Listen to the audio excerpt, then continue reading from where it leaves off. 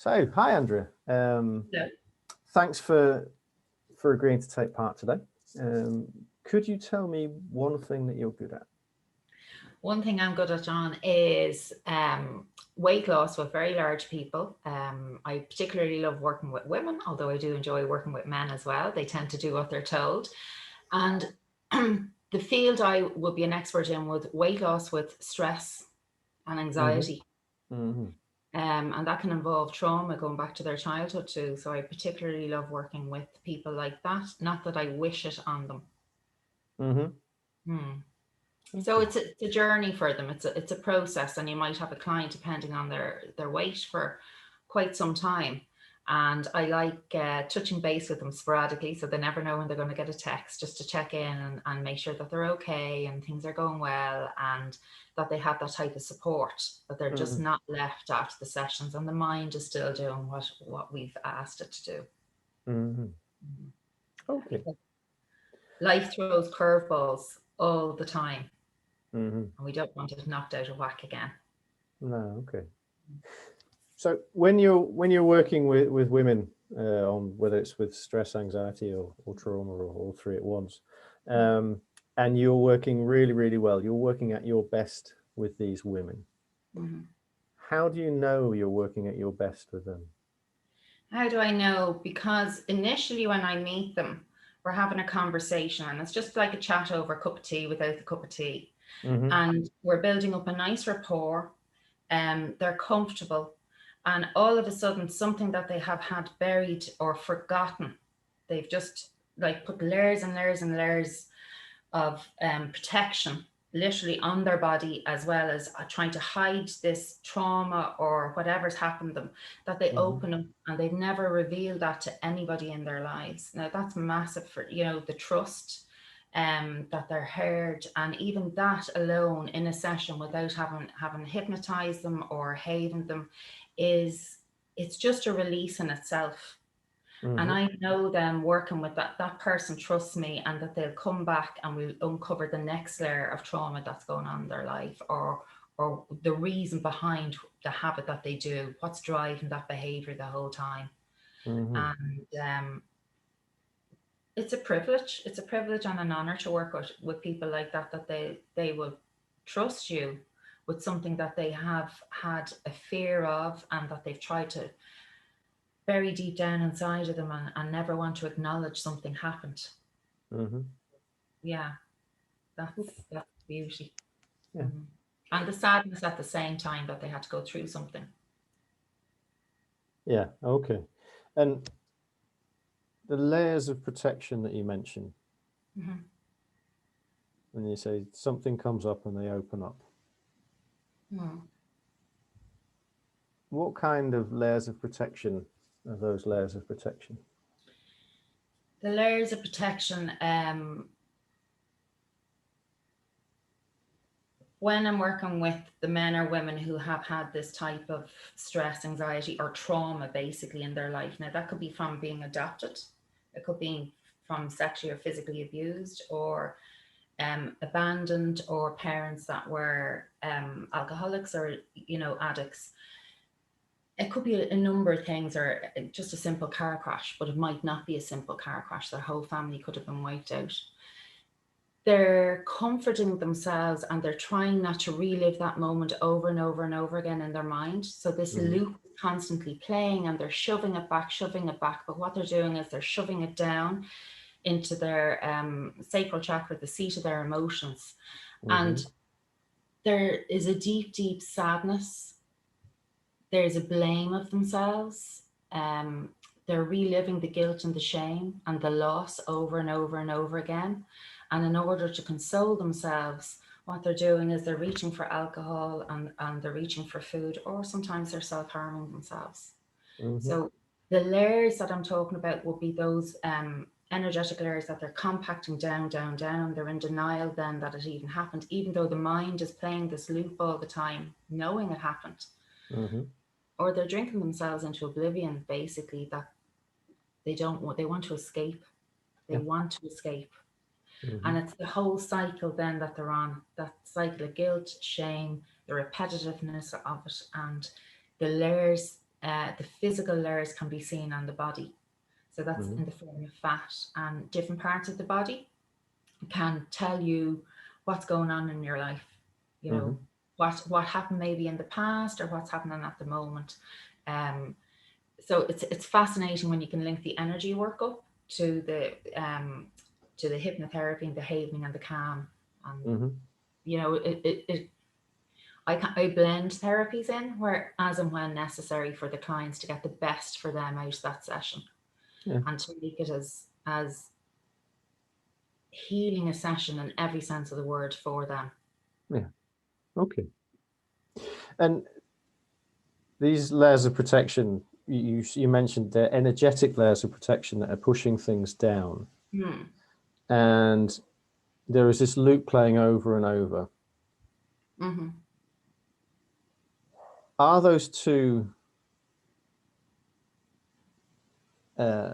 consciously linked, or are those two things happening at the same time? But they're happening at the same time.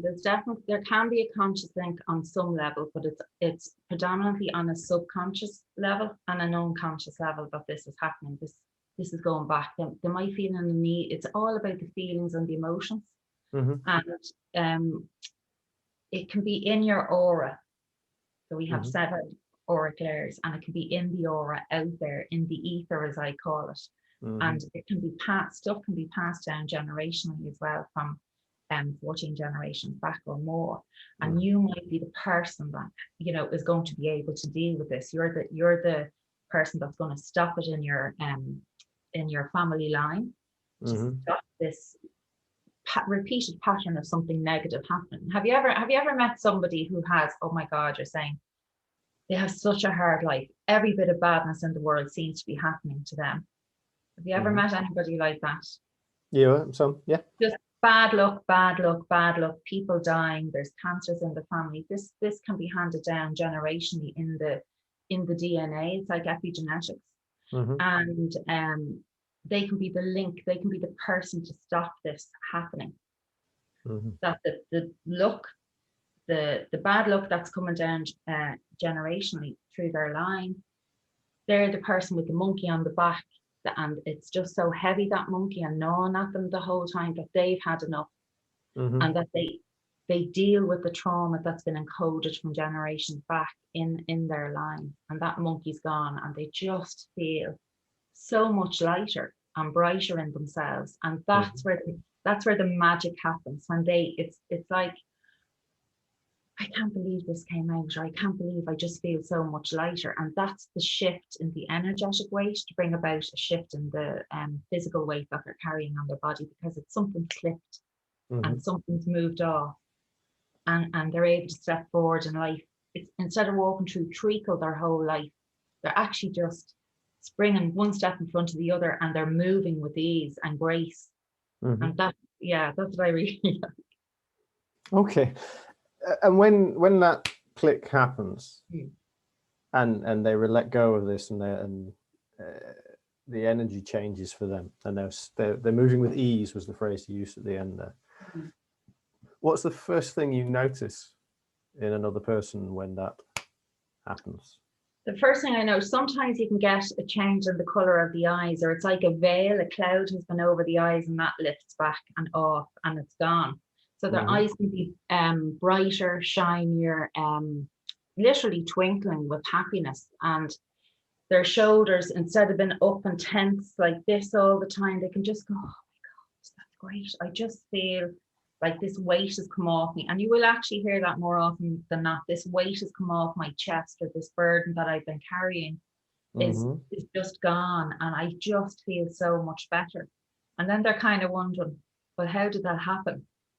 You know, how did that happen? Because they've unearthed something and released it, and the emotion was allowed to flow freely, and their energy is increased then, because it's not dense and stagnant. That was literally pulling them and weighing them down in life. Yeah. Okay. There are so many different things in this that I'm going to have to try and see if I can get my brain to find a pattern in it. Because you mentioned that when that happens, you can see it physically. You can see the eyes get brighter and shinier and are happier, and the shoulders go down, and this, you mentioned the weight off my chest, and then you talk about this emotion that flows freely. Mm-hmm. And when that emotion flows freely, where does that emotion flow freely? It's allow flow off and transmute, if you like. So from this dense energy, the way I would explain it to clients sometimes is, when we're born, we're a brand new vessel and we're programmed to be loved and looked after. But that doesn't always happen in life, you know? And the more we experience in life through our parents, through our teachers, through our extended family and friends, a lot can impact us, and we absorb it because we're like batteries, but we tend to like to absorb the negatives in life. So I say to them, imagine that you're actually been gifted a beautiful bunch of flowers, or you bought those flowers for yourself, and you're really, really good at topping up the water, making sure it's crystal clear and fresh in that vase for maybe a week and a half. But then you kind of get a little bit lazy. You're not appreciating the flowers as much. They're just there in your eye, and you just walk out the door. You bypass them, but you're still kind of saying, oh, they're lovely, and wasn't that a lovely gift? But over the next few days, that water starts to become murky and stagnant and green and sluggish. You can see the change in the water. And that's exactly like your energetic system. So if you don't look after it and replenish it, and you're holding on to that dense negative energy or that trauma, your body is stagnant. And it can be in pockets and places on your body and your mind. And then it's my job to help guide you to clear out that dirty water, that dirty trapped energy and emotion. Have a clean energy system where the water is free flowing up. So up from your toes all the way up to your head and back down, and front, back and sides, basically in and out. And because you've done that, your emotions are energy in motion. And if you have an energy in motion that is not in motion, and it's stopped at the heart because there's such grief and loss, depending if you lost a parent, say, from young, and you've never really dealt with it, it gets dirty like that cloudy water in a vase, and it has to eventually be released. Now, that can be released through tears, through talking, or through actually getting to the bottom of where that trauma started, what caused that grief or loss. And that's what we do. Shine a light on that part of your body and the mind that's holding on to that grief or loss, if it's around the heart space, for instance. And then you're happier. Yeah. And when you shine that light on the different parts of the body, and you say that there was emotion is energy in motion. So you shine the light on that part of the body, and the emotion begins to move. And you mentioned the physical with the eyes and the shoulders getting lower and the weight off the chest. What else happens or what else do you notice when this emotion begins to move? Usually the tears. Usually the words that they're speaking can be so powerful as well. And sometimes you have to coax the client to give them permission to speak, because they've suppressed it for so long in their life. They feel they're betraying somebody, or, as a child, they might have been told to be seen and not heard. So they need permission. They need to allow themselves to know that it's a safe space for them to do it, and whatever they say stays in that space. And that they're going to be held, basically, and supported. And when that comes out, they're different, they're changed, they're forever changed, because the words have been uttered that they have suppressed for so long. And oftentimes at the end of a session, you'll hear, I can't believe, they're wondering, did they actually say those words?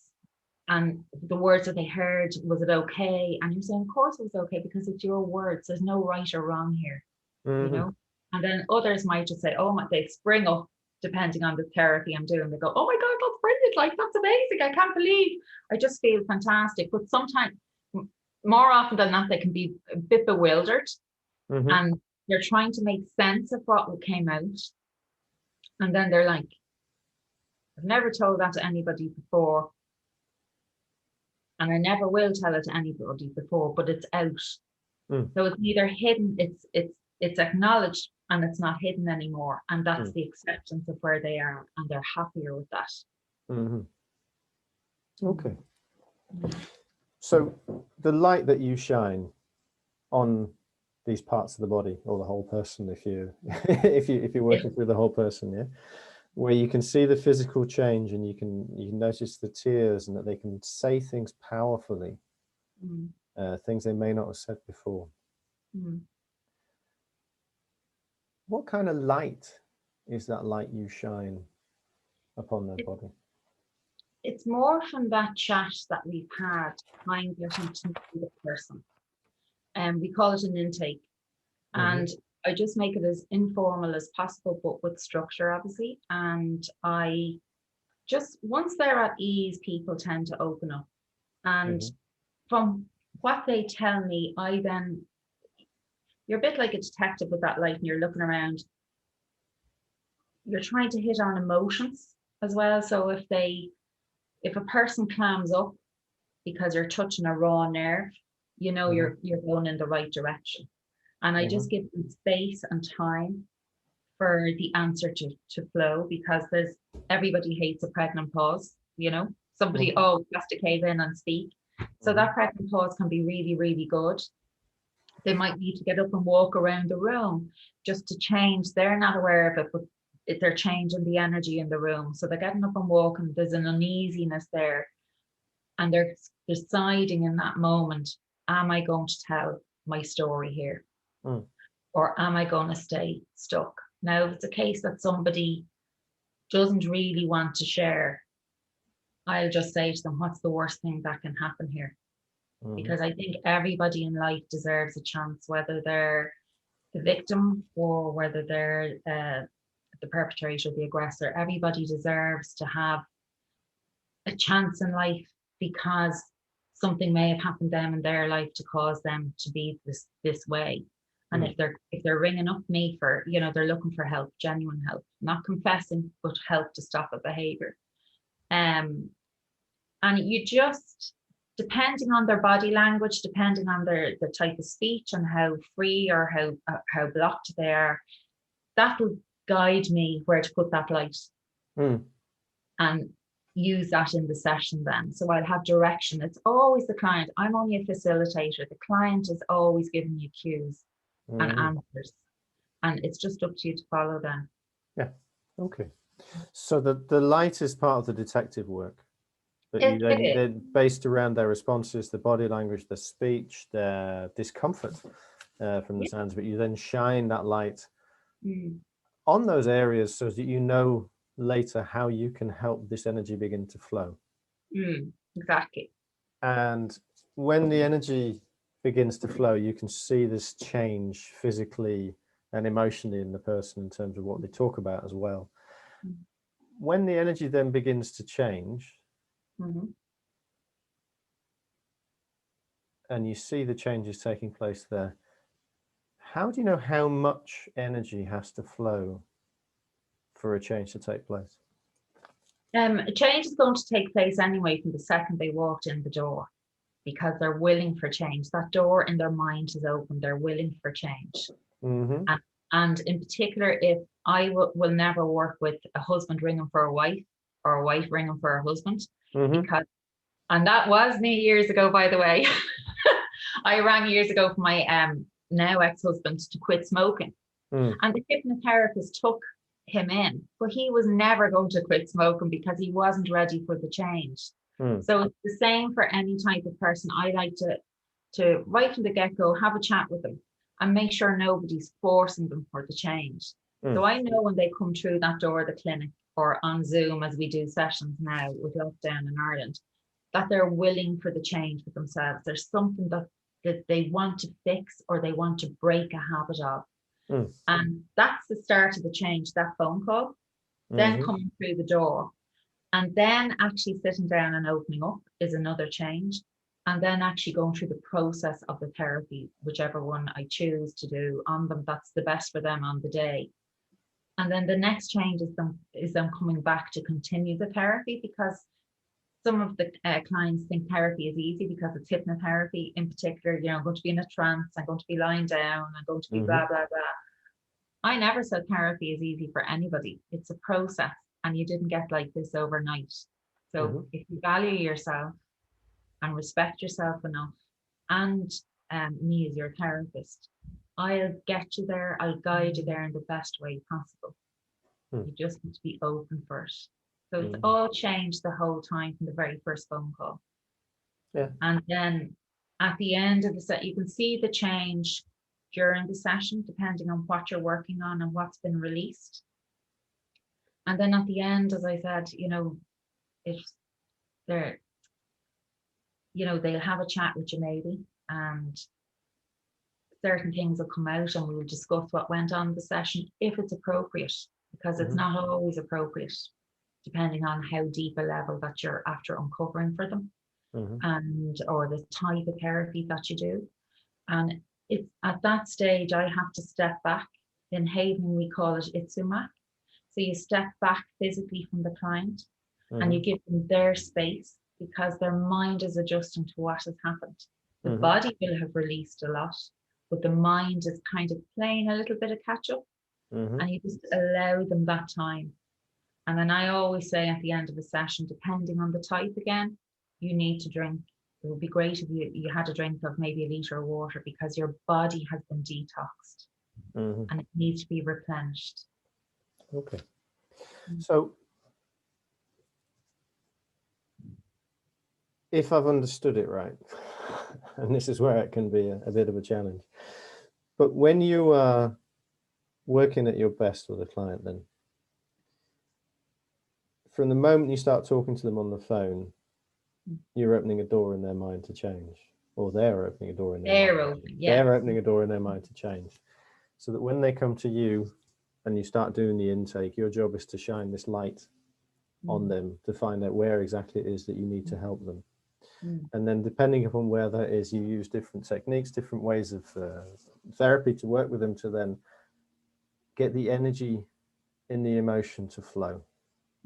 So yeah, that wasn't quite exactly what you said. The emotion is energy in motion. So it's getting the energy of the emotions to flow through the body. And when they do that, it goes kind of from the toes and up to the head and down and out to the sides. Well, it can go anyway. It can go anyway, because we have 7 chakras from our root, just where our legs are joining our body, up to our head. So any one of those are like transformers. The bottom chakra, the root chakra, is the heaviest, densest energy. So it's taking it up from the earth. Here will be cosmic energy, anything from the sky comes, you know. So it'll be real light energy here and real heavy energy down below. And you want to have them free flowing, because any one or all of them could be stuck and stagnant and trapped. So that's where the vase comes in. The bottom of the vase might start getting, you know, cloudy first, and the rest is fine. But then the bottom then infiltrates to your next level, which is your sacral chakra, your belly, basically the seat of your emotions, which does store all of the stuff you don't want to deal with. All of the stuff you don't want to deal with predominantly. And it gets cloudy and so on and so on. So, you know, sometimes this is a movement. I'm a bioenergy therapist as well, and that was my first passion for change. And the only thing I knew about energy, John, was may the force be with you. I was the least educated person in that room about energy. And I went because I had experienced it myself. It honestly saved my life. And I was fascinated, but I knew nothing. I was a complete novice. Everybody knew tons. Everybody was reading tons. And I was like, no, I just know this works. I just know this works. So sometimes I might do that, and I'm just clearing out an energy for a client. That's stuff as well. And even with your intention, because intention is huge. If I intentionally do that, look at the body part that I feel that might need a little bit of teasing out, Mm-hmm. then the words can start to flow in the session from the client as well. So you're unsticking them. Mm. Now, it's not always I will do that, just if somebody needs a little bit of an extra you know. Yeah. Okay. So once you've done that and you've unstuck them and the vase has been, it doesn't get emptied, but it gets cleared. And that person then goes out into their life afterwards, and the change, if you like, has happened for them, and the emotions flow. What's that like for you when you see that and experience that, the client? It's good because I just feel I've done something nice to help somebody who wanted to change. I was never, I do think I was put on this earth not to do the mainstream in life. You know, I did have the office job and all the rest and bookkeeping, but I was never really happy. This gives me joy to think that in the tiniest way, if I can affect somebody's life in a positive way to help them step forward, that really fills me up. I'm really happy. I'm really satisfied. It's just, you know, they say there can be nothing better than being of service to somebody. And that's what I enjoy in life, just help, you know, on any level, even if it's a tiny, tiny thing. I'm happy with that. So that's what gives me joy. Okay. So you're good at shining a light on people and helping them get their energy to flow properly throughout their body. And when you do that at its best, when it works and everything is as good as it can be, then it gives you also a sense of joy and happiness and a sense of satisfaction and a sense of purpose, from the sound of it, to what you're doing, because you can be of service to others. It's like the magic is all around. It's just like life can be magic if you can see the magic in the world and you can experience it. And it's just, to me, it's like, you might laugh at this. It's like Tinkerbell spreading her pixie dust. Yeah. And everything lightens up and everything is happy and everything is possible because of that change. So it came into me like a negative battery, more topped up with negativity, and then we reinforce it in the following sessions if the core issue has been addressed. And putting positivity in someone, oh my God, it's just phenomenal. You know, I've worked with men actually in this room, and I say, what do you want to feel like at the end of the session? Because men can be so much more open than women. And one of the therapies, as I said, I do is called the CALM method. And we say we've taken out all the negativity in them. So if you imagine, then the body could be left with a load of holes in it. And it needs to be filled up with positivity. So what do you want to feel like? Now, people can struggle greatly with that question. What would you like to feel about yourself? What would you like to have heard about someone say about you? But some of the men I've worked with, I want to be like Superman and have that S emblazoned on my chest. And when you do that for somebody and you see them, literally, they're taller. The men will be taller walking. Like, they don't walk out, they rock out.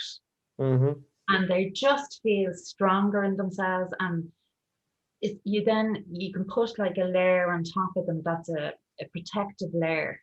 That anything that life throws at us, which it does, like life throws curveballs and some doozies at you the whole time, but it's like it slips off you. So they protective shield, and that's what we do for the women as well. They have this protective shield, so like the curveballs aren't going to impact as much. It's just like, it's another thing I deal with it, instead of, you know, reaching for the bottle, reaching for the food, and that form of self-harming. So they change when they rock out, when they rock out of session, and they seem taller, and there's a spring in their step. Yeah. So they rock out of sessions. There's a spring in the step. Well, that would be the aim. I mean, that would be the aim, but that's not always the case, you know.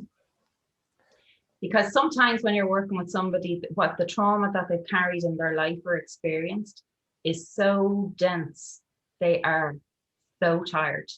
And it's great if you're working with somebody on a Friday and they happen to be off Saturday and Sunday. You can just say, if you can, depending on if they're a parent or their circumstances, you know, be kind to yourself, run a bath, stay in bed an extra few hours, stay in your pajamas the next day, because that energy has been so depleting of them the whole time that they're nearly flat because it's been so heavy what they've been carrying.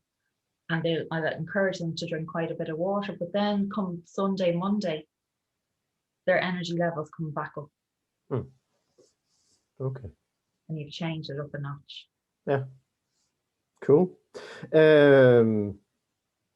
Andrea, the rocking out session sounds really, really cool. I just looked to come back to this Tinkerbell spreading seen fairy dust. That's Danish, sorry. Her fairy dust.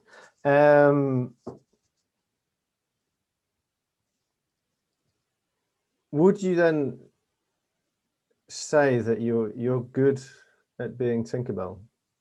No. No, okay. So how when Tinkerbell is spreading seen fairy, that's Danish again. When Tinkerbell is spreading her fairy dust, how does this fairy dust get spread?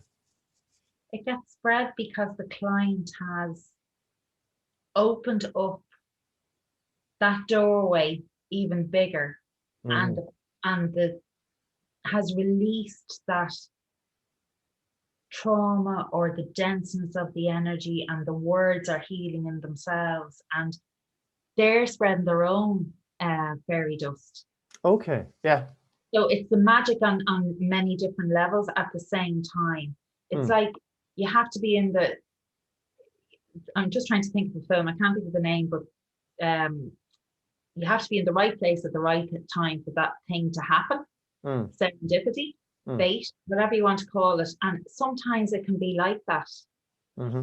Sometimes clients will come and they've tried many different therapists, and that's brilliant because they're so open to change. But each therapist has done their job at the time. So sometimes I might not be, you know, and you can get really thick with yourself over this. Why didn't that work? Because you wanted to work for them so badly, but you might not be the therapist to fully unlock or uncover. And that can be quite hard for me to deal with because you've really done your darndest, but you're only human at the end of the day. But I might be, you know, a person that unlocked a layer that they needed unlocked at the time, and that they find the next person. Now, I don't like admitting that, but it is a fact of life. Yeah. Because so I'm not perfect. I mightn't always have the solution, but I'll give you the best I can give you in each session. And it's up to the person who's coming for the session to be open for change. You know, and to go that little bit extra. Yeah. Okay. So they spread their own fairy dust. Yeah. When it's worked and the energy is flowing. Yeah. And when they can do that, then they can also rock out the door. Or sometimes they go home and sleep and rock out the Sunday instead. Yeah, sometimes they do. Okay. You can never predict what's going to happen in a session because every person's so unique and their circumstances are so unique. So you didn't have my experience. I've never had your experience of life. No. And unless, as I say to my friends and family with different stuff that's going on, unless you walk in my shoes, you can never truly know what I am after going through in life. So there's no judgment here. There's no judgment because I can't. I've no right. Okay. Andrea, we've been talking together for a little over half an hour now, so I'm going to need to find a way of wrapping this up in a good way. It's been great listening to you talking about the way that you work with people's layers of protection and you open it up, and it's fascinating. This light, you know, the light that you shine on people to allow their energy to flow through them, to allow this movement of energy, the emotions to move, if I remember right. Yeah.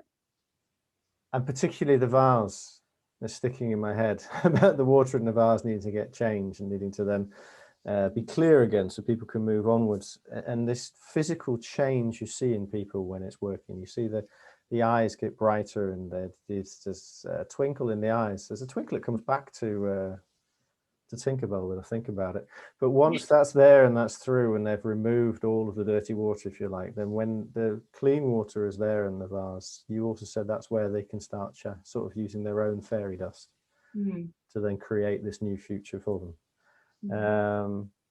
It's because we always, our bodies and our mind, the universe is within us, if you like. That's now getting quite deep, but the answer is always within us for change. So it's just, that's what the light does, is shine a light on the deepest recesses of your mind and your body in order to allow that answer to naturally, organically come up and out. You have the answer. You mightn't have the right question or the right tool to get to the answer. That's why I say I'm only a facilitator. Cool. And with that thought about the light shining even deeper and the person having the answer in themselves, would that be an okay place for us to stop? Absolutely. And thank you so much. I really enjoyed it, John. Cool. It's been a pleasure. Thanks very much for your time, and have a very nice Saturday. I will, and you too.